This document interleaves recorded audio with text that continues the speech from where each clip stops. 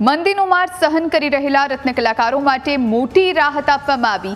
રત્ન કલાકારો માટે આર્થિક શૈક્ષણિક સહાય જાહેર। ગૃહ રાજ્યમંત્રી હર્ષ સંઘવીએ આ મોટી જાહેરાત કરી છે। 1 વર્ષ માટે 13,500 સુધીની શિક્ષણ ફીની રાહત।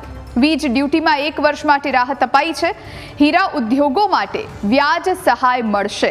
અસરગ્રસ્ત રત્ન કલાકારોને રાહત મળશે। 5 લાખની લોન ઉપર 9%ની 3 વર્ષ સુધી વ્યાજ સહાય ચૂકવવામાં આવશે। રત્ન કલાકારોએ આપઘાત કર્યા છે તેમની પણ એક ચોક્કસ યાદી બનાવવા માટે કહ્યું છે અને યાદી મુજબ તેમને પણ સહાય કરવાનું તૈયારી ચાલી રહી છે।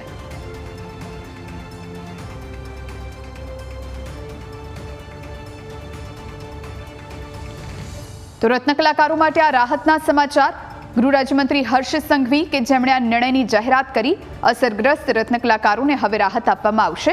મંદીનો માર છેલ્લા ઘણા સમયથી રત્ન કલાકારો સહન કરી રહ્યા છે। આર્થિક શૈક્ષણિક સહાય તેમના માટે જાહેર કરાઈ।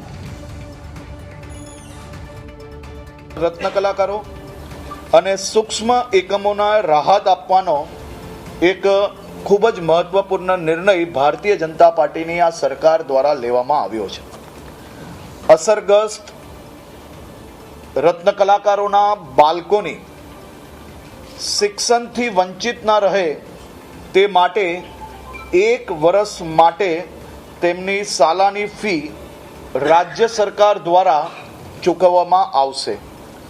હીરા ઉદ્યોગોના એકમોને ટર્મ લોનની મહત્તમ 5 લાખની મૂડી ઉપર 9%ના દરે 3 વર્ષ સુધી વ્યાજ સહાય તેમજ ઇલેક્ટ્રિસિટી ડ્યુટીમાં પણ 1 વર્ષ સુધી મુક્તિ આપવાનો નિર્ણય લેવામાં આવ્યો છે। આના નિયમો બનાવવામાં આવ્યા છે અને એની કમિટીઓ બી બનાવવામાં આવી છે। રત્ન કલાકારની પાત્રતા આ સહાય યોજનામાં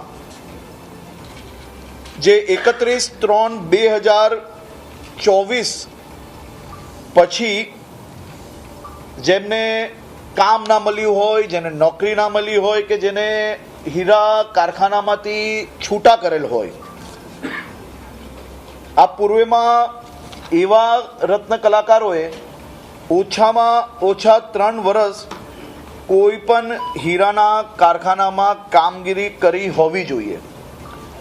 હાલ હીરા ઉદ્યોગમાં રોજગારીથી વંચિત હોવો જોઈએ। રત્ન કલાકારની ઉંમર 21 વર્ષથી વધારે હોવી જોઈએ।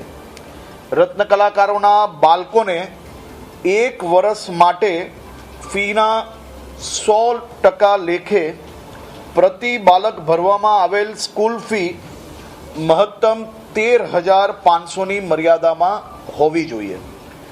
જે કંઈ ફીઝ હશે એ ફીઝમાં 13,500 પ્રમાણે ડીબીટી એટલે કે ડાયરેક્ટ બેંક ટ્રાન્સફરના માધ્યમથી આપવામાં આવશે। જે આપણી આરટી યોજના છે તેમાં બી આપણે ડાયરેક્ટ આપતા હોઈએ છીએ, એ જ રીતે આમાં બી મદદ કરવામાં આવશે।